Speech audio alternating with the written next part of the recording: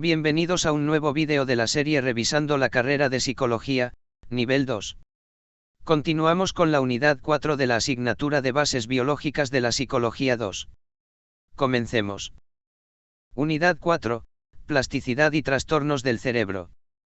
Tema 5, Desarrollo y plasticidad del cerebro. Subtemas, Desarrollo humano. Plasticidad cerebral. Capacidad cerebral de resolución de problemas. Objetivo, identificar los principales hitos del desarrollo cerebral y su relación con los procesos biológicos y ambientales que determina la plasticidad neuronal en el ser humano. Introducción. El sistema nervioso central es uno de los órganos principales en la determinación del desarrollo de la especie humana, debido al sinnúmero de funciones que cumple, sobre todo como ente regulador de diversos fenómenos que van desde procesos biológicos primordiales como son los desarrollados por los sistemas vitales, hasta procesos psicológicos y conductuales que complementan la multidimensionalidad y complejidad del individuo. El cerebro humano es el eje funcional del sistema nervioso para la ejecución de procesos superiores y diversos estudios han determinado que la evolución de este órgano se ha producido de forma conjunta con la evolución de las especies, y que para su funcionamiento demanda de una complejidad de mecanismos que los cuales incluyen procesos morfológicos, biológicos, bioquímicos y moleculares, muchos de ellos conocidos, pero también otros de carácter desconocido, lo que nos lleva a desarrollar estudios cada vez más profundos sobre todo relacionados con los efectos ambientales que condicionan el desarrollo cerebral. El desarrollo cerebral es un proceso tan minucioso que inicia desde antes del nacimiento y se extiende hasta la etapa postnatal, pero no tiene un freno total ya que se ha descubierto mediante diversas investigaciones científicas con base en estudios mediante imágenes tomográficas del cerebro, los cuales han denotado cambios encefálicos posteriores a la adolescencia que llegan aproximadamente hasta el tercer decenio de vida del ser humano.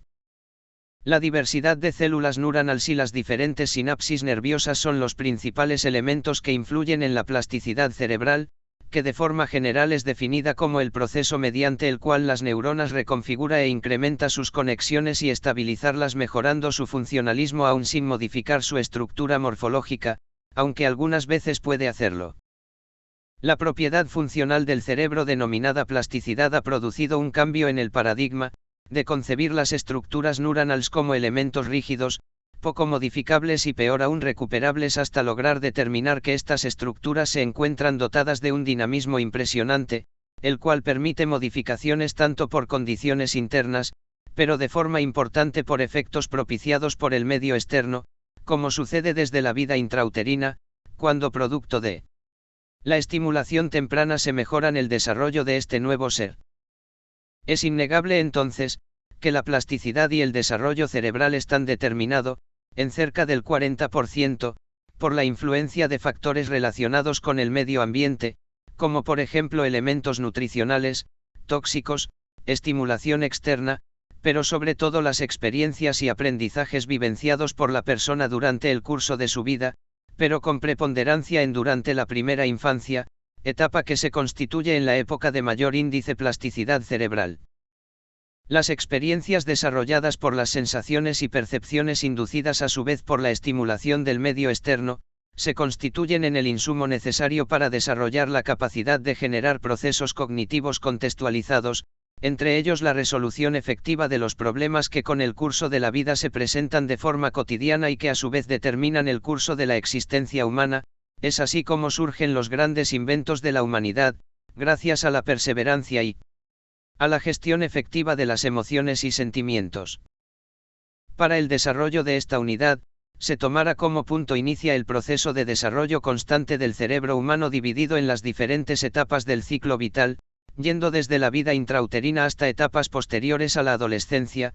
También se hará un abordaje holístico de la plasticidad neuronal como característica primordial de la estructura encefálica desde diversas ópticas y por último se analizará la influencia del medio ambiente tanto en el desarrollo del cerebro como en la resolución de problemas del individuo mediante procesos mentales. Bienvenidos a este nuevo episodio, que nos llevará a conocer de manera holística una nueva temática relacionada con las bases biológicas de la psicología. Subtema 1. Desarrollo humano.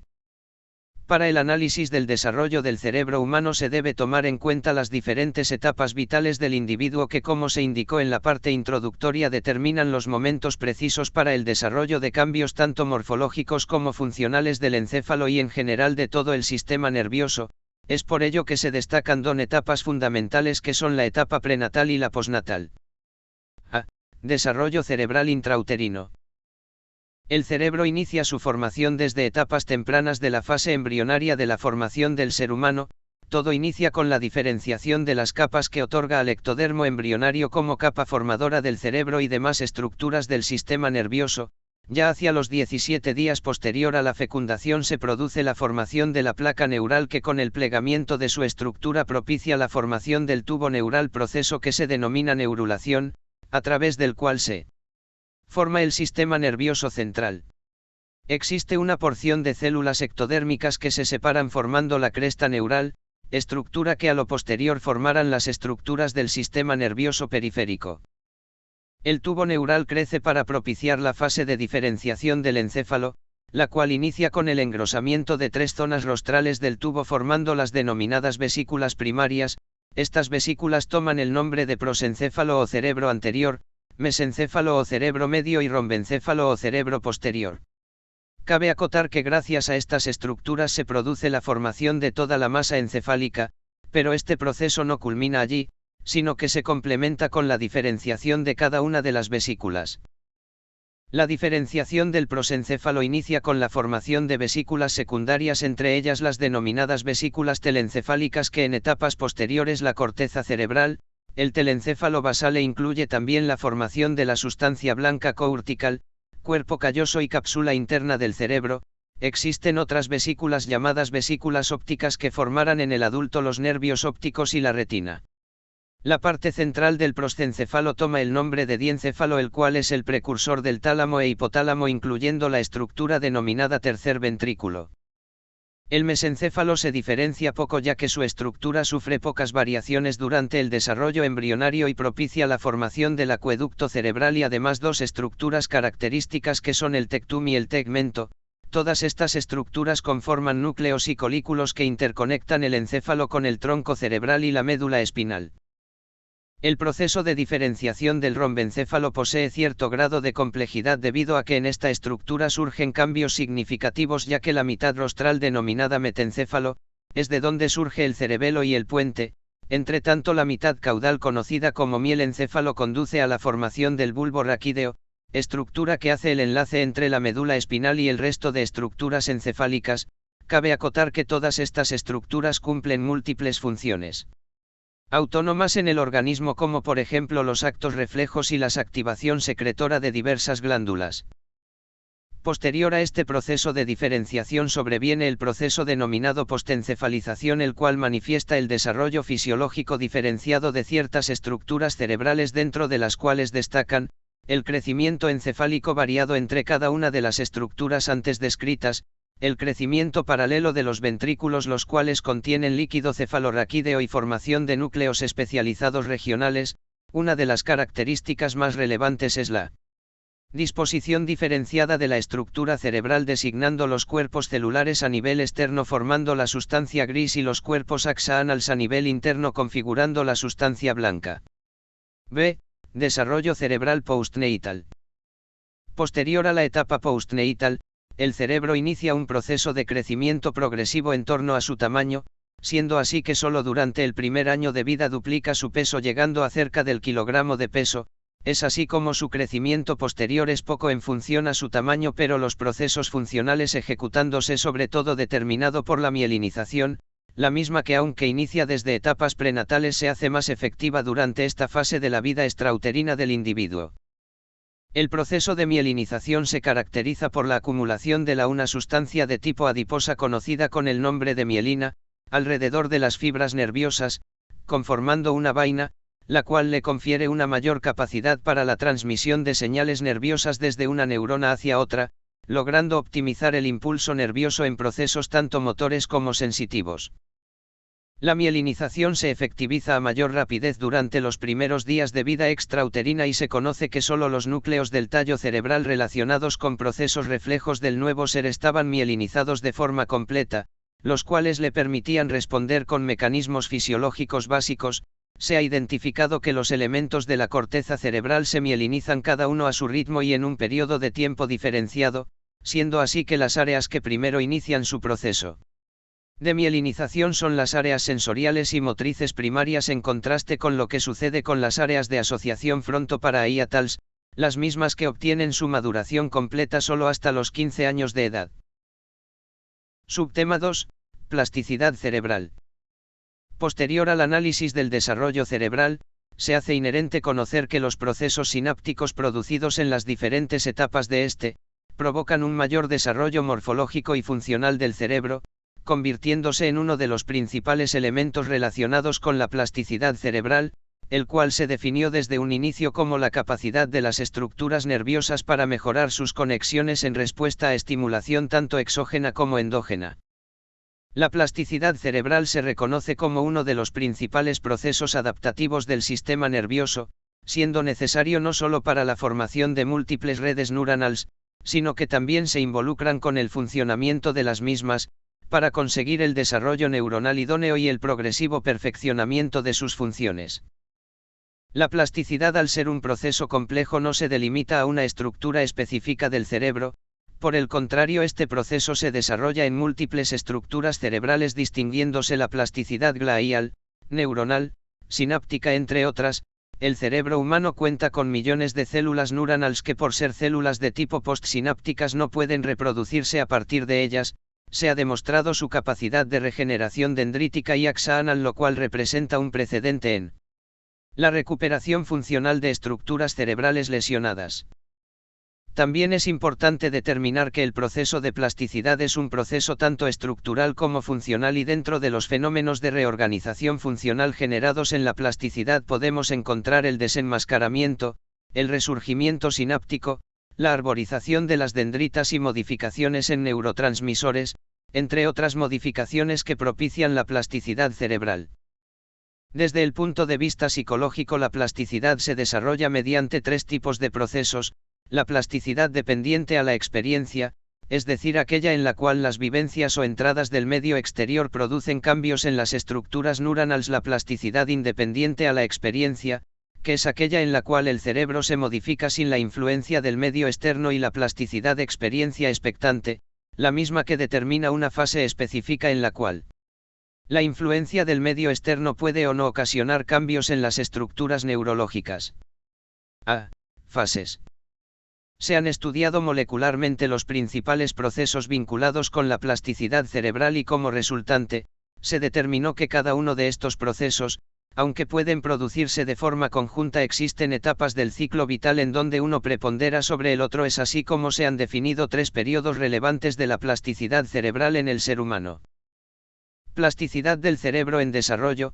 Así como existen grandes cambios morfológicos, los procesos de plasticidad se hacen evidentes en esta etapa, que se delimita desde el periodo prenatal hasta los primeros meses de la vida extrauterina, momento propicio para que, mediante el proceso de neurogénesis, el cual genera una sobreproducción de neuronas con una subsecuente diversificación de formas y funciones gliales, el hecho de que exista este fenómeno garantiza que las células neuronales que lleguen a la edad adulta sean las necesarias para el cumplimiento de los mecanismos cerebrales.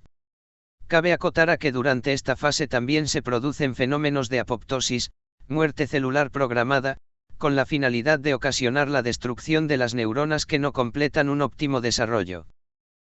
Otro mecanismo que ayuda a la plasticidad cerebral es el conocido como sinaptogénesis, que consiste en dos submecanismos.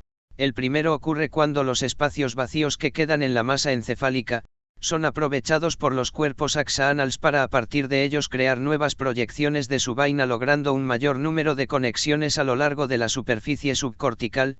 De la misma manera, como segundo mecanismo, las dendritas, a través de procesos, la formación de retoños exuberantes, lo que también se conoce con el nombre de arborización dendrítica, aumentan su cantidad y tamaño a nivel cortical. Plasticidad del cerebro en aprendizaje. En esta fase el cerebro perfecciona su capacidad plástica a través de fenómenos bastante estudiados, entre los cuales encontramos facilitación, potenciación y depresión a largo plazo, que son los fenómenos vinculados con el aprendizaje y la relación implícita del desarrollo funcional del cerebro y el medio ambiente externo, por un lado la facilitación, determina un fortalecimiento en la eficiencia de la sinapsis neuronal ya que propicia un incremento en la cantidad de neurotransmisores durante la cascada de estímulos neuronales, lo que desencadena molecularmente la permanencia del calcio acumulado en el citoplasma de la célula glial. La potenciación en su defecto, es el incremento de la neurotransmisión, pero posterior a la estimulación sináptica, mediado por la liberación mitocondrial del calcio hacia el citoplasma, lo que ocasiona una alta excitabilidad de la neurona ante la estimulación repetitiva. Funcionalmente hablando, determina los procesos de aprendizaje y memoria a largo plazo gracias a este mecanismo. La depresión sináptica, contraria a los dos procesos anteriores, se caracteriza por la disminución en la liberación de neurotransmisores durante la estimulación, casi siempre como producto de la depleción del mismos. Lo importante es que estos procesos de forma combinada han dado lugar a la comprensión del aprendizaje y la memoria, ya que ciertos procesos de aprendizaje requieren de redes neuronales que responden a sistemas bidireccionales para la consolidación de códigos y conceptos. Plasticidad del cerebro adulto, contrario a lo que la historia científica había determinado, cuando planteó que el cerebro adulto no presenta mecanismos de plasticidad, se ha demostrado que durante esta fase existen ciertos mecanismos mediante los cuales el cerebro puede potenciar sus conexiones para reorganizar su funcionamiento de forma eficiente, casi siempre como respuesta a procesos patológicos relacionados con las estructuras cerebrales o como respuesta al proceso fisiológico conocido como envejecimiento. Uno de los principales mecanismos de plasticidad en la edad adulta es el desenmascaramiento, que consiste en el uso de conexiones sinápticas poco o nada funcionales, produciéndose de forma subsecuente la activación de las mismas como respuesta a la lesión o envejecimiento de una determinada zona cerebral. En otras palabras, es la suplencia funcional de sinapsis por conexiones en estado de latencia. Otro elemento importante en la plasticidad en la edad adulta es el fenómeno de diasquisis, que se refiere a la recuperación funcional de zonas cerebrales desde sitios remotos, pero conectado casi siempre gracias a la colateralización, que es la formación de ramas colaterales desde axones intactos con la finalidad de recuperar la funcionalidad de unidades neuromusculares.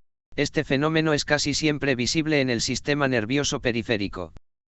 Aunque en la actualidad se reconocen ampliamente la relación que existe entre la maduración cerebral y el desarrollo de la conducta como elemento para la resolución de problemas presentados, se requiere de componentes intermedio como el aprendizaje y la experiencia como ente modelador de los actos conductuales en los individuos. Es así como la consolidación de circuitos cerebrales determina la conducta mediada a través de la experiencia.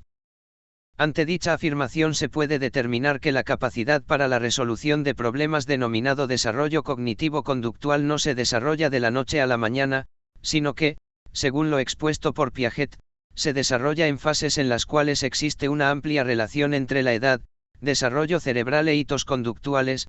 Es por ello que se diferencian diversos estadios y su relación con fenómenos evolutivos concretos que se van adquiriendo a medida que el individuo crece. Por una parte, Jean Piaget pudo determinar la existencia de 4 estadios en la capacidad para resolver problemas que él denominó estadios del desarrollo cognitivos, los cuales se desarrollan durante la infancia y parte de la adolescencia del individuo. Es así como en el estadio 1 llamado periodo sensitivo motor, que como su nombre lo dice propicia la distinción del ser y de su entorno hasta la determinación de pequeñas relaciones causales, seguida de un segundo estadio denominado preoperacional. Periodo en el cual se distingue por la adquisición de la representación mental de objetos y entorno e interpretarlos en códigos lingüísticos. El tercer estadio es el periodo de operaciones concretas, en el cual el niño realiza operaciones aritméticas y responde a analogías con un mejoramiento significativo en la comprensión de volúmenes de líquido y la multidimensionalidad de los objetos. El cuarto estadio, conocido como operaciones formales, el ya adolescente adquiere la capacidad de razonar de forma abstracta a los fenómenos desencadenados en su entorno. No ajeno al desarrollo cognitivos, Epstein logró determinar que el cerebro humano tenía periodos de crecimiento rápido denominados brotes de crecimiento, pudiendo distinguir 5 brotes en cada uno de los cuales se produciría un incremento de entre el 5 al 10% del peso de la masa encefálica. Este periodo transcurre desde los 3 meses hasta la adolescencia y además, dichos brotes se correlacionan claramente en rangos de edades con los estadios de desarrollo cognitivos propuestos por Piaget.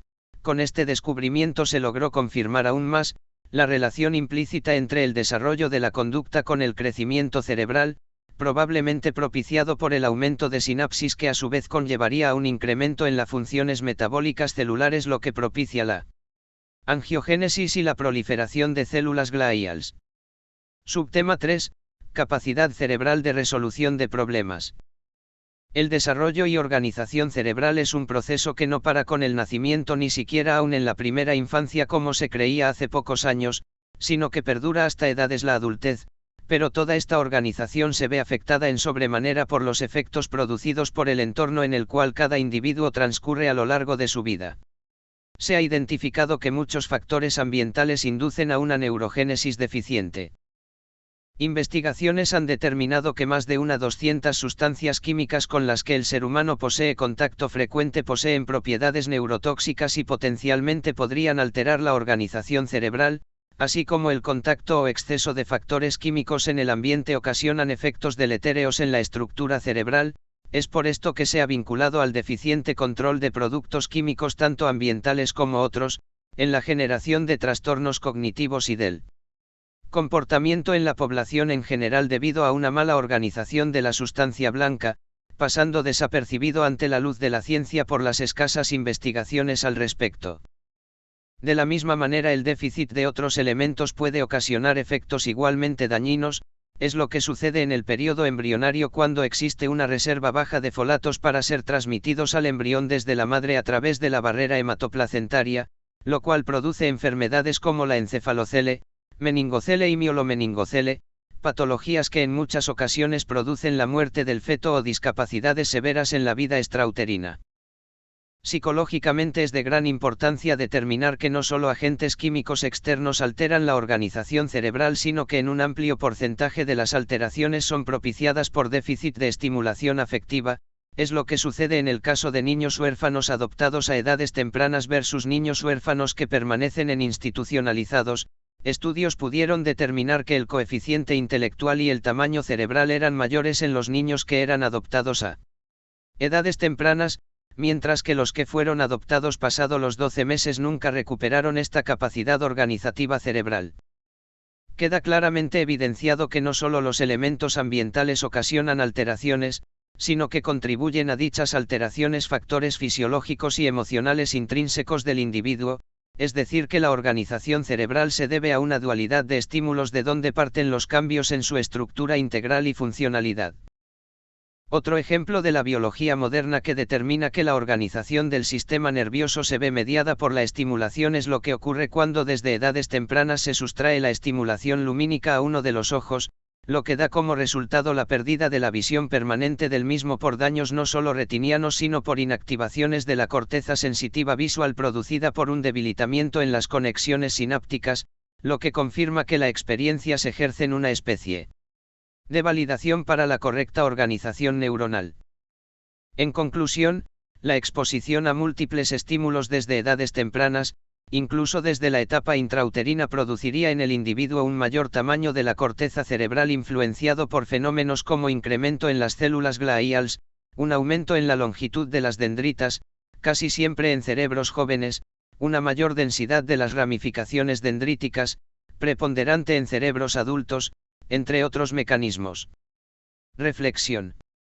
Gracias a la plasticidad, el cerebro posee la capacidad de modificar sus conexiones en respuesta a las demandas que genera su entorno.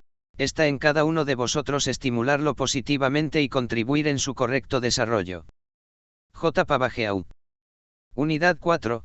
Plasticidad y trastornos del cerebro. Tema 8. Lesiones cerebrales y plasticidad. Subtemas: efectos del daño cerebral en el lenguaje. Efectos del daño cerebral en la conducta. Efectos de las lesiones cerebrales tempranas. Trastornos del desarrollo. Objetivo: determinar las consecuencias más relevantes del daño cerebral en el desarrollo y perfeccionamiento de las funciones nerviosas superiores y su significancia en los trastornos del desarrollo. Introducción.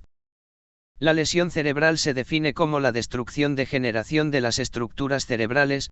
Este daño cerebral ocasiona una disrupción en el normal funcionamiento neuronal, pudiendo o no producir secuelas a corto, mediano o largo plazo. Las lesiones cerebrales pueden producirse por causas tanto endógenas como exógenas, pero a la luz de la ciencia en la mayoría de casos es inducida por traumatismos en la región craneana. Aunque se ha determinado que todos los daños o alteraciones producidos en el sistema nervioso, sobre todo a nivel cortical, poseen un gran potencial dañino para el individuo, muchas veces las lesiones corticales dejan indemnes el funcionamiento del mismo, sobre todo cuando éste se presenta a edades tempranas en lo que se conoció como principio de Canard. Es por ello que a la hora de comprender los efectos del daño cerebral sobre las funciones cerebrales se deben tomar en cuenta múltiples determinantes que tributan tanto para su lesión como para predecir las repercusiones que tendrá a largo plazo. El principio de Canard, con el pasar de los años y el resurgir de nuevas investigaciones, dejó de considerarse una verdad absoluta, debido a que por el contrario algunas alteraciones generadas a edad temprana, tenían un peor pronóstico. Un ejemplo claro es lo que sucede con el desarrollo cognitivo del individuo, el cual se detiene por lesiones cerebrales tempranas, no siendo así cuando se generan posterior al primer año de edad. Como se había estudiado en las unidades anteriores, el cerebro humano tiene una muy buena organización de sus procesos y cada una de las funciones cerebrales posee una área cortical que se especializa de forma holística para responder a una determinada tarea, aunque cuente con la ayuda de algunos núcleos dispersos en el resto de la corteza cerebral con menor preponderancia. Es por esto que, dependiendo el sitio específico de las alteraciones, existe mayor probabilidad que se produzca un tipo de secuela u otra. Esto, aunque relaciona áreas de la corteza cerebral con tipos de afectación, no excluye la ocurrencia de efectos diferentes en función a las características particulares de cada individuo. Una de las principales funciones cerebrales alteradas por efectos del daño cerebral es el lenguaje, no por su exclusividad, sino más bien por su visibilidad como función determinante del desarrollo del ser humano sobre las demás especies. Además, la frecuencia de este efecto se ve determinada debido a que existen múltiples núcleos cerebrales vinculados con el lenguaje y que además de ello están vinculados con estructuras encefálicas más susceptibles a lesiones traumáticas, como son el hemisferio frontal y temporal. En esta función posee una relación directamente proporcional con la edad, es decir que a mayor edad mayor es el daño producido. Otra de las funciones comúnmente afectadas debido al daño cerebral, es la conducta del individuo, relacionándose con la capacidad cognitiva para la resolución de problemas, la misma que al ser relevante para el desempeño del individuo adquiere gran importancia a la hora de estudiar las repercusiones de las lesiones corticales. Esta función, a diferencia del lenguaje, posee una relación inversamente proporcional con la edad, produciendo mayores secuelas en edades tempranas.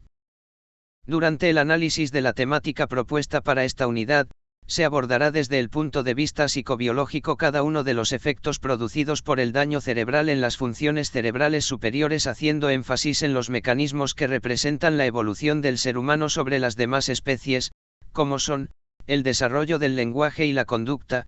También se describirá de forma somera los principales trastornos del desarrollo, como punto de partida para el entendimiento de las bases biológicas de estas patologías. Bienvenidos a este nuevo episodio que nos llevará hasta la cúspide del reconocimiento de integral las bases biológicas de la psicología. Subtema 1.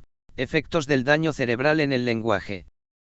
El lenguaje, al ser una de las funciones superiores del sistema nervioso, se ha estudiado desde diferentes aristas, no solo analizando su funcionamiento indemne, sino que también se han analizado diversos trastornos suscitados en dicha función y en gran parte de ellas se ha encontrado un componente cortical, producto de lesiones cerebrales, desde las más incipientes hasta daños complejos. En la actualidad, posterior a un sinnúmero de investigaciones, se ha confirmado las lesiones a nivel cortical producen un deterioro significativo en esta función, todo ello dependiendo las condiciones en las cuales se produzca, y dentro de los principales elementos estudiados como determinantes se encuentran la edad y la localización cortical del daño. A. La edad como determinante de trastornos en el lenguaje. Muchos científicos, entre ellos, Ekaen, lograron determinar que existe una verdadera relación en proporción directa entre la edad y los efectos severos en el lenguaje, siendo así, que los niños menores de un año tras el padecimiento de una lesión cerebral, los efectos en el lenguaje producidos por este muchas veces pasan desapercibidos y se recuperan en la mayoría de casos sin dejar secuelas evidentes. Uno de los principales trastornos del lenguaje que se ven influenciados por la edad es la afasia infantil, la cual ha sido analizada por diversos investigadores, demostrándose que la mayoría de niños que cursan con este trastorno, recuperan casi el 100% de la funcionalidad del lenguaje, entre ellas la lectura, escritura y habla, en el caso de sujetos adultos como el caso propuesto por Broca, el cual al tener totalmente elaborados sus modelos neurolingüísticas, la recuperación es casi nula, perpetuando el trastorno en dicho individuo. B. La localización cortical del daño y sus efectos en el lenguaje. La localización de la lesión cerebral es considerado como un factor pronóstico para determinar la ocurrencia y gravedad de los daños producidos en el individuo, y dicha relación anatómica inicia con la atribución de la dominancia del hemisferio izquierdo como centro neural vinculado con el lenguaje, lo cual fue corroborado por Woods y Tauber, el mismo que probó que niños con lesiones cerebrales en el hemisferio derecho no presentaban alteraciones en el lenguaje a diferencia de aquellos con lesiones izquierdas, los cuales manifestaron patologías del desarrollo del lenguaje. Analizando a mayor profundidad la corteza cerebral, a más de designar al hemisferio izquierdo como preponderante para el lenguaje, se han estudiado claramente zonas corticales específicas que controlan dicha función, de las cuales se identifican el área de Broca ubicada en el lóbulo frontal del hemisferio en mención, y las lesiones en dicha estructura se han relacionado con trastornos de la generación del habla en sujetos con potencial cognitivo conservados, es decir, dicho sujeto es incapaz de producir la palabra aunque comprenda todo lo que se manifiesta a su alrededor. En la afasia de Broca, el sujeto de forma convencional conserva las palabras con contenido, verbos y sustantivos, pero no puede generar palabras funcionales, artículos y preposiciones. Por su lenguaje pierde la significancia gramatical a su discurso. Por ello es claro que el problema fundamental es este tipo de trastorno no es la comprensión sino la articulación de la palabra. De forma general, las afasias de Broca producen tres alteraciones lingüísticas que son la gramaticalidad, la anomia y la dificultad de articulación. El área de Wernicke, localizada en la parte superior del lóbulo temporal, también ha sido estudiada como una estructura vinculada con el lenguaje, y las lesiones generadas en esta zona del cerebro producen como efecto la patología denominada afasia de Wernicke, la cual, a diferencia de la de Broca, el sujeto puede producir el habla, lo que sucede es que no comprende los significados de las mismas. Esto da a entender claramente que esta área cortical posee relaciones directas con el centro auditivo, lo que produce un tipo de afasia de comprensión. En la afasia de Wernicke, el individuo posee gran fluidez en la generación de todo tipo de palabras, pero estas son poco coherentes con la realidad debido a que la zona cortical lesionada se le conoce como la sede del recuerdo de los sonidos de las palabras. En función a ello se logra dilucidar que las principales alteraciones lingüísticas relacionadas con este tipo de afasia son el deterioro en el reconocimiento auditivo de las palabras, deterioro de la significancia y déficit en la conversión de pensamientos en palabras.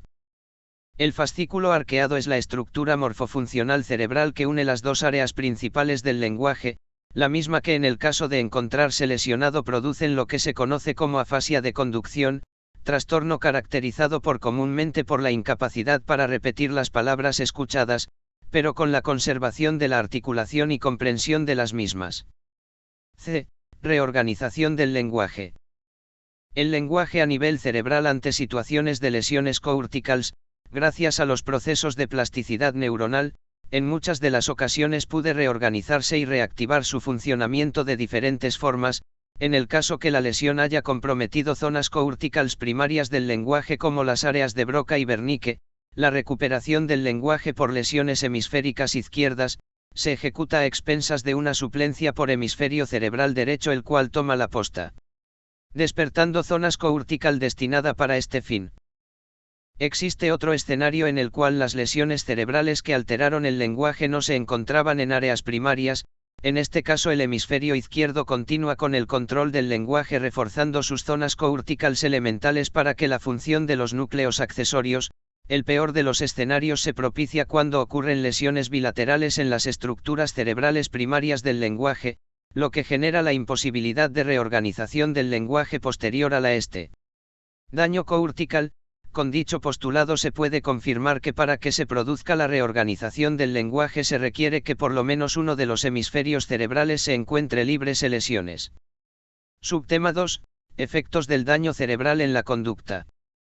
La actividad conductual del individuo se define según Carlson, como todas las acciones exhibitorias que ejecuta el ser humano como respuesta a las diversas sensaciones o percepciones propuestas en el entorno, en otras palabras, el comportamiento visible del sujeto ante las condiciones que le ofrece tanto el medio interno como externo, convirtiéndose en un elemento característico de su esencia.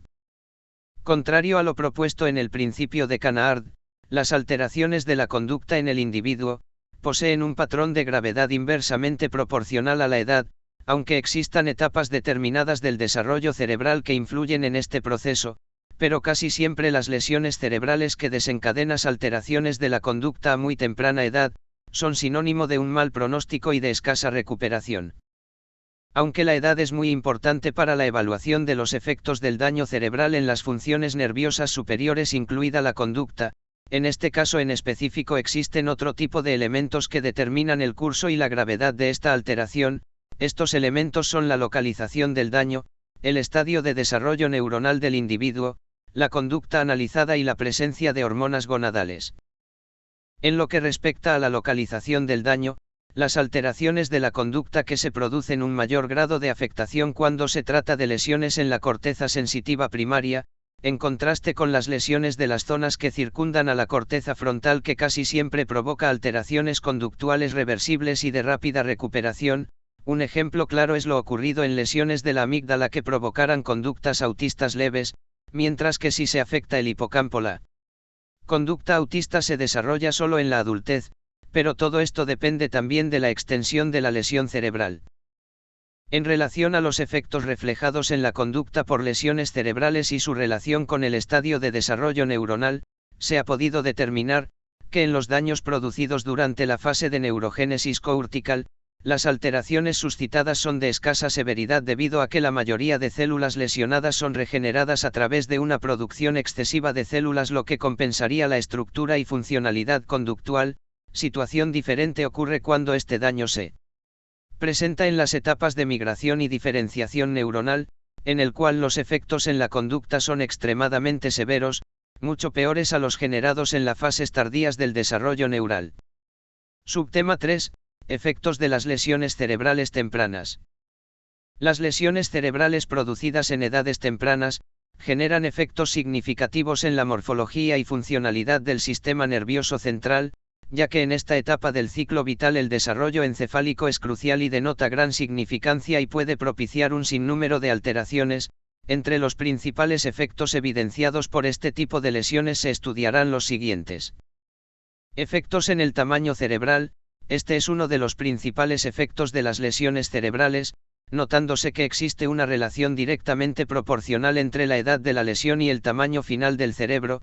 Esto quiere decir que entre menor sea la edad en la que se produzca la lesión, menor será el tamaño cerebral en la edad adulta, y se presume que en lesiones generadas en el periodo perinatal determinan una disminución en cerca del 25% del peso y tamaño normal. Efectos en la morfología neuronal. De manera conjunta con las alteraciones en el tamaño cerebral, se presentan también alteraciones tanto en la forma como en la tipología de células neuronales. Es así, que uno de los cambios más evidentes relacionados con las lesiones cerebrales tempranas, es la alteración en los campos dendríticos, ya que entre más temprana sea la lesión, menor es el desarrollo dendrítico en la neurona. Otro de los cambios morfológicos neuronales evidentes en lesiones cerebrales tempranas, es la proliferación de astrocitos como células de reemplazo, para lo cual se pudo determinar que, si las lesiones cerebrales se producen en etapas muy tempranas del desarrollo, no se suscitan cambios en el número de astrocitos presentes en la corteza afectada, a diferencia de las lesiones en la edad adulta en donde existe una proliferación masiva de estas formas celulares. Efectos en la conectividad cortical.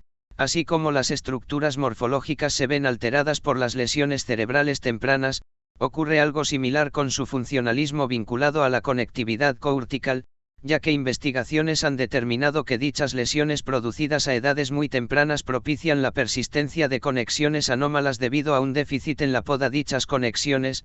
Un caso distinto ocurre cuando estas lesiones se producen a mayor edad, donde no se generan este tipo de conexiones, por lo cual la recuperación de la funcionalidad cerebral es mucho mayor. Es necesario acotar que no todas las conexiones anómalas actúan de forma negativa, ya que algunas de estas conexiones terminan siendo útiles para la sobrevivencia. Neurogénesis posterior a lesiones tempranas. Investigaciones recientes han logrado determinar que, en fases posterior a lesiones cerebrales tempranas, se pueden desarrollar procesos de neurogénesis, a partir de las células madres que se encuentran a nivel hipocámpico, y además de ello también se comprobó que existen periodos específicos del desarrollo neuronal en donde el proceso antes descrito presenta mayor sensibilidad. Subtema 4. Trastornos del desarrollo.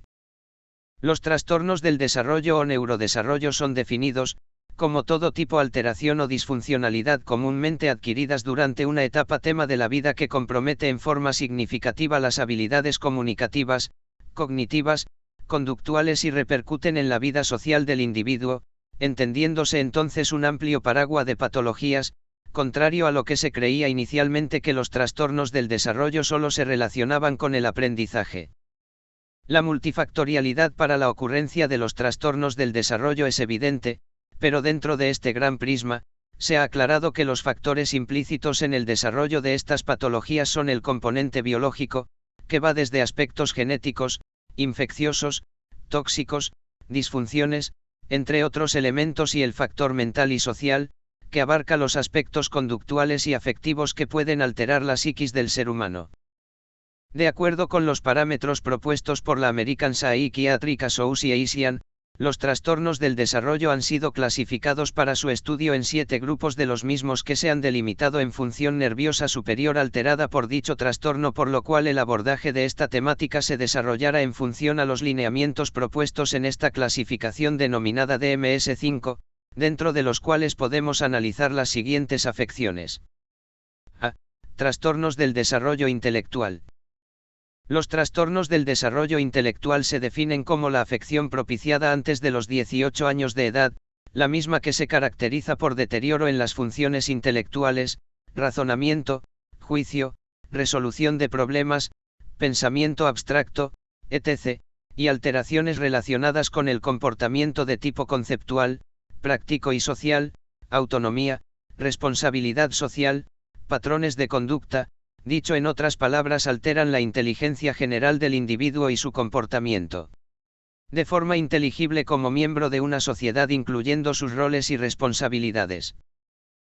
Las causas de los trastornos en el desarrollo intelectual en casi el 50% de afectados son conocidas y se relacionan con la etapa en la cual se generó el deterioro, razón por la cual se visibilizan 3 momentos cumbres para determinar la causa de esta patología. Puede ser que esta discapacidad intelectual desarrolle en la etapa prenatal, debido en la mayoría de casos por factores cromosómicos, trisomía 21, X frágil, genéticos, fenilcetonuria, hipotiroidismo, y ambientales, enfermedades carenciales, HIV, radiaciones. En la etapa perinatal, casi siempre ocurre por enfermedades la última fase del embarazo, diabetes, complicaciones gestacionales, alteraciones durante el parto, prematuridad, parto traumático, o por enfermedades neonatal, septicemia. La última etapa en la cual se podría desarrollar esta discapacidad es en la primera y segunda infancia, donde casi siempre se debe a factores ambientales, desnutrición, infecciones cerebrales, traumatismos craneales y baja estimulación afectiva. La prevalencia de los trastornos del desarrollo intelectual se encuentra en cifras que bordean el 1% de la población total, con una mayor preponderancia en el sexo masculino, ya que existen 1.5 varones por cada mujer con este trastorno. Clínicamente, estos trastornos poseen un elemento en común, que es la presencia de un muy bajo nivel de coeficiente intelectual que, aunque no es la única manifestación clínica, sí es la más importante a valorar. La clasificación recomendada por el Manual Diagnóstico y Estadístico de Trastornos Mentales DSM-5, subdivide a los trastornos en el desarrollo intelectual en 3 tipos, que son: la discapacidad intelectual, leve, moderada o severa, el retraso global del desarrollo y la discapacidad intelectual no especificada. B. Trastornos del espectro autista TEA.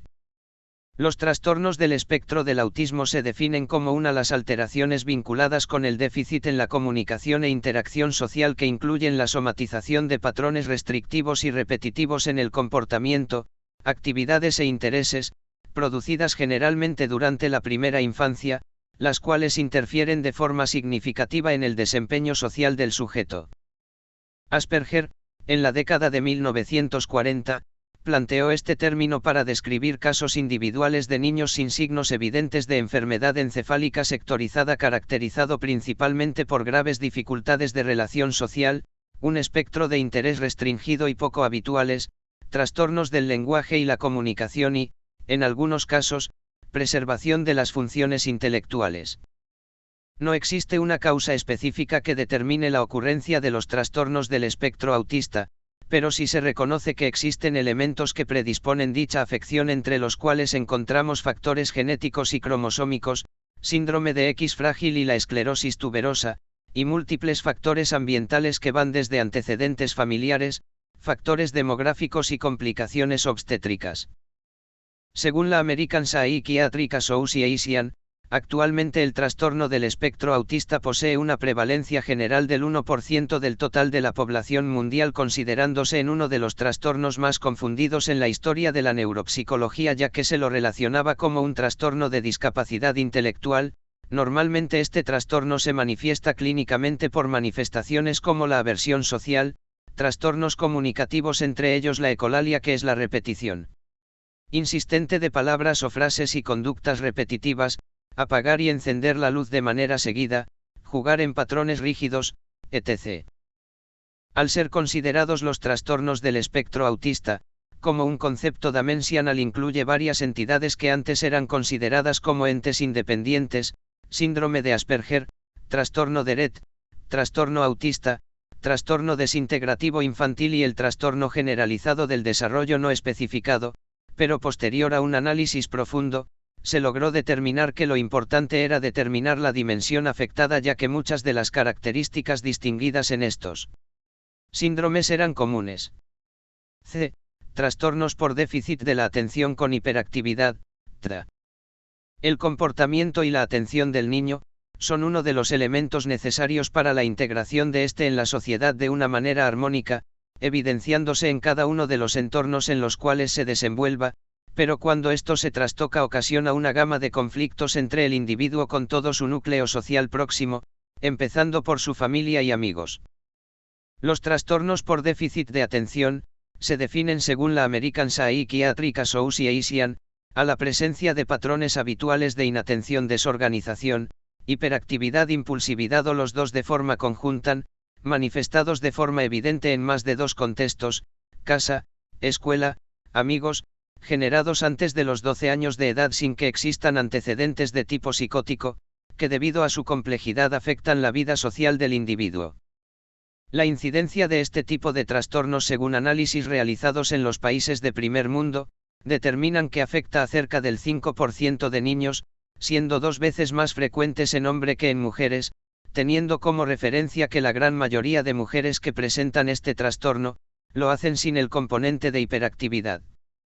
Las principales causas etiológicas del TDA son, por un lado, de índole biológica, dentro de las cuales se pueden destacar trastornos neuroanatómicos y bioquímicos, trastornos neurológicos y factores perineitals, y por otro lado factores de índole ambiental, como son las sustancias químicas como el plomo, colorantes, aditivas y las influencias psicosociales. Comúnmente este trastorno se manifiesta con signos clínicos como irritabilidad, inquietud, impulsividad, verborrea, habla excesiva, o en su defecto con cuadros de labilidad emocional y desgano. La clasificación definida por el Manual Diagnóstico y Estadístico de Trastornos Mentales DSM-5, subdivide a los TDA en 3 tipos, que son: el trastorno de déficit de atención con hiperactividad propiamente dicho, con predominio de inactividad, hiperactividad o combinado; otro trastorno por déficit de atención con hiperactividad especificado; y el trastorno por déficit de atención con hiperactividad no especificado. D. Trastornos motores. La habilidad motora es indispensable en el individuo y representa muchas veces un sinónimo de independencia, que favorece el cumplimiento de actividades de las vidas diarias, tanto básicas como instrumentales. Los trastornos motores se definen con las alteraciones en las habilidades vinculadas con el movimiento y la coordinación, que abarca también los hábitos motrices inadecuados, entre ellos los conocidos como tics motores y vocales. Estos trastornos comúnmente se manifiestan por la Adquisición y ejecución de habilidades motrices en periodos tardíos, por existe una discordancia entre el desarrollo del movimiento y la edad cronológica. Se ha determinado a través de estudios epidemiológicos que los trastornos motores son una de las principales causas de discapacidad en el mundo, con una prevalencia cercana al 15% de los habitantes a todo nivel. También se pudo analizar que estas patologías motoras se presentan en una proporción de 4:1, siendo más frecuente en varones. Las causas para el desarrollo de los trastornos motores vinculados con el desarrollo vinculadas con las etapas del desarrollo del individuo, es así que mientras transcurre el periodo prenatal y perinatal casi siempre ocurre por causas genéticas, hipotiroidismo, parálisis cerebral, etc., y ambientales como enfermedades infecciosas, radiaciones o consumos de alcohol y drogas en la progenitora. Clínicamente los trastornos motores pueden manifestarse por espasticidad, que es la dificultad de movimiento debido a la rigidez muscular, flacidez, que es la falta de movimiento a causa de la hipotonía de la masa muscular, ataxia, que es la alteración para coordinar el equilibrio, o atetosis, que son movimientos involuntarios, descoordinados y no propositivos, a causa de alteraciones extrapiramidales. De acuerdo con el Manual Diagnóstico y Estadístico de Trastornos Mentales DSM-5, los trastornos motores se clasifican en 3 tipos, que son: trastorno del desarrollo de la coordinación, trastorno de movimientos estereotipados y trastornos de tics. Trastorno específico del aprendizaje. Los trastornos del aprendizaje se definen con la incapacidad para procesar información cognitiva de manera efectiva, con un deterioro en las habilidades académicas, reflejadas en las dificultades severas para la realización actividades claves de la educación formal como son la lectura, la escritura y las operaciones matemáticas básicas, entre muchas otras. En otras palabras, los trastornos del aprendizaje consisten en la falta de aptitud para adquirir, retener o usar ampliamente las habilidades específicas o la información, como consecuencia de deficiencias en la atención, la memoria o el razonamiento, afectando el normal desarrollo de la actividad escolar. Los sujetos que padecen este tipo de trastornos presentan actitudes académicas y cognitivas muy por debajo de los requerimientos intelectuales propios para su edad, lo que produce a su vez en el niño desconfianza y temor al afrontar este tipo de esfuerzos. Este tipo de trastorno se presenta de forma común en la ESAS escolar, ya que es la edad en donde se pone a prueba estas capacidades, pero se desconoce a ciencia cierta la prevalencia real de este trastorno, ya que muchas veces se lo malinterpreta, pero se presume que entre el 5 y 15% de niños en edad escolar presentan esta entidad patológica. Muchos de los casos de un aprendizaje se confunden con los efectos de mala práctica docente. También se logró determinar que las principales causas de los trastornos de aprendizaje son los factores genéticos y ambientales que conllevan a deterioros en la funcionalidad de las zonas corticales relacionadas de forma directa con el aprendizaje. Las principales manifestaciones presentes en este tipo de trastornos son: la dislexia, que no es más que la dificultad para el aprendizaje de la lectoescritura y el cálculo matemáticos. En algunos casos puede manifestarse como disgrafia, lo que se traduce como la incapacidad de escribir de forma correcta los sonidos percibidos, casi siempre a causa neurológica.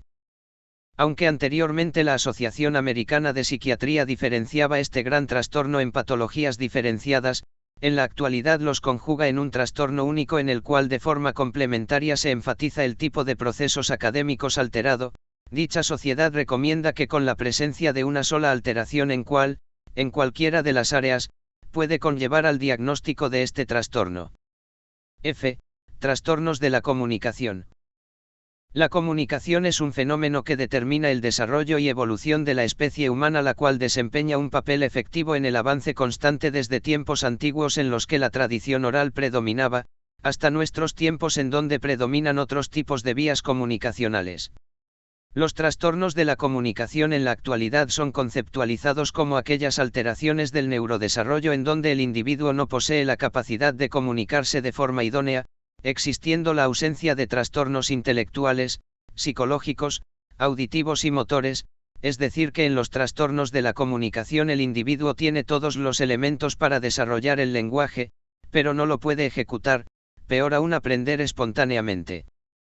En la mayoría de trastornos de la comunicación se ve alterado de los elementos del proceso comunicacional, pudiéndose alterar el lenguaje expresivo, el lenguaje perceptivo o a su vez estar alterado a expensas de repeticiones en las palabras generadas durante el ejercicio lingüístico.